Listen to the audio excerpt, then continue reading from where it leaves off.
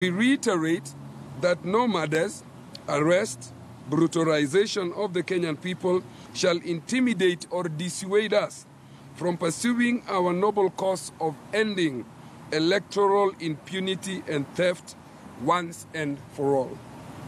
We urge our supporters countrywide, and by this order, our supporters should be notified that demonstrations continue tomorrow, and they will continue until the 26th, peacefully and unarmed. And I want to underline peacefully.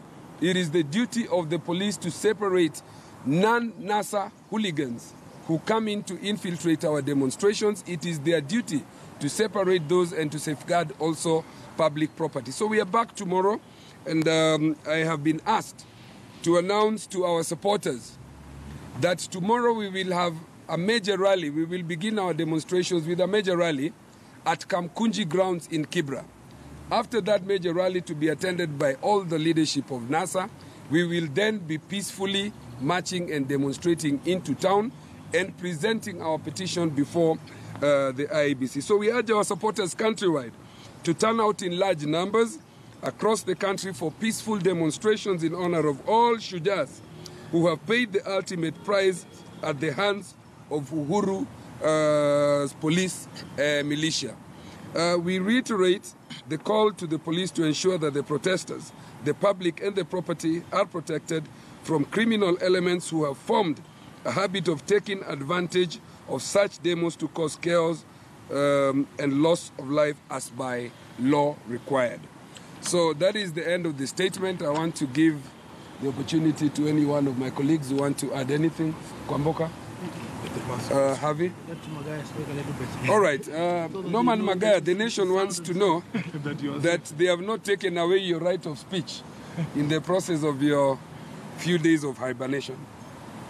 I think right from the time the Cabinet Secretary issued his statement, it was my position that the Constitution is supreme, that the gains enshrined in that Constitution, whether you like them or not, cannot be taken away by the whim of a pen from the Cabinet Secretary.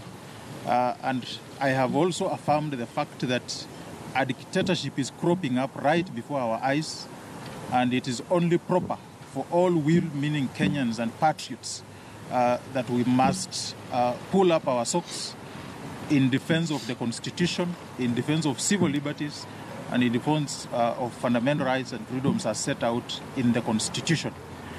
And what I want to emphasize is that the political crisis that the country has cannot be solved through the gun, and will not be solved by the use of brutal force or by use of dictatorial sentiments from the Cabinet Secretary. He must wake up to the reality that the country is in a serious political crisis that will take more than dictates from his office to quell. It must be properly known that the 26th of October, as our coalition has put it clearly, there will be no election on that day, and we wish to reaffirm that statement, however uncomfortable it sounds to those in the Jubilee administration. And a mere act to force through a partial election on 26th of October will not resolve the political question that this country faces at the moment. It will only morph into a constitutional crisis of unknown proportions.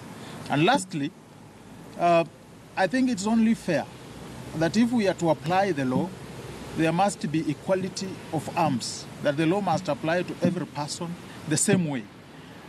The selective killing of members of the law community remains the biggest concern. It cannot be that every time this country is faced with a political crisis, that it is the Luos who sacrifice. And I think the Cabinet Secretary must stand warned that our resolve to refer these matters to the International Criminal Court still remains. We're putting together evidence, and at an appropriate time, this referral will be made. What is going on amounts to ethnic cleansing, and is being done with the full knowledge of people in the highest offices in Jubilee. And we will not allow this to continue. And we must ask Kenyans that we must be able and be prepared to pay the ultimate price to defend the democracy that we have today.